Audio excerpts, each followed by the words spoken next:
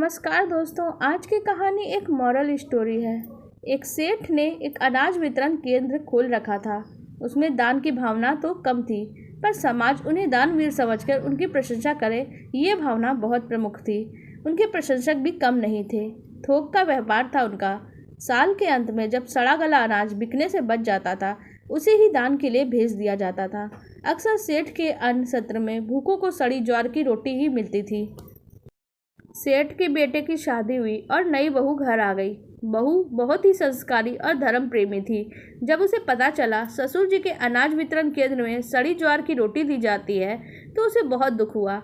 उसने भोजन बनाने की पूरी जिम्मेदारी अपने ऊपर ले ली।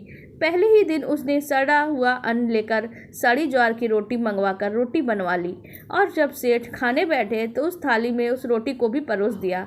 काली और मोटी रोटी देखकर सेठ ने पहले वही रोटी उठाई।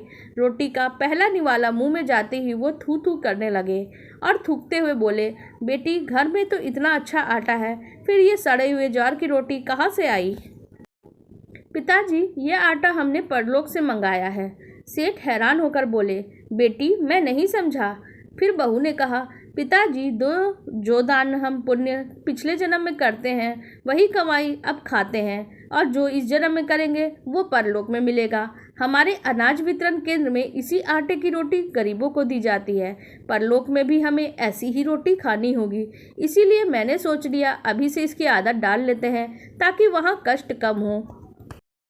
सेठ को अपनी गलती का एहसास हुआ। उसने बहू से भी माफ़ी मांगी और उसी दिन से सड़ा गला आटा फेंक दिया गया। उस अन्न सत्र से गरीबों और भूखों को अच्छे आटे की रोटी मिलने लग गई। दान करो, लेकिन ऐसा दान करो जो दूसरों का भला करे। जितनी शुद्ध भावना से दान करोगे, उतना ही सबका भला होगा। यह लोक और परलोक दोनों सुधर जाएंगे। दान करते समय यह भावना नहीं होनी चाहिए कि लोग मेरी प्रशंसा करें या वाहवाही करें। दान इतना गुप्त हो कि देते समय एक हाथ को दूसरे हाथ का भी पता ना चले। आपको हमारी ये मोरल स्टोरी कैसी लगी, कमेंट सेक्शन में ज़रूर बताइएगा। आपकी वीडियो को लाइक कर दीजिएगा और चैनल को सब्सक्राइब कर लीजिएगा। धन्यवाद।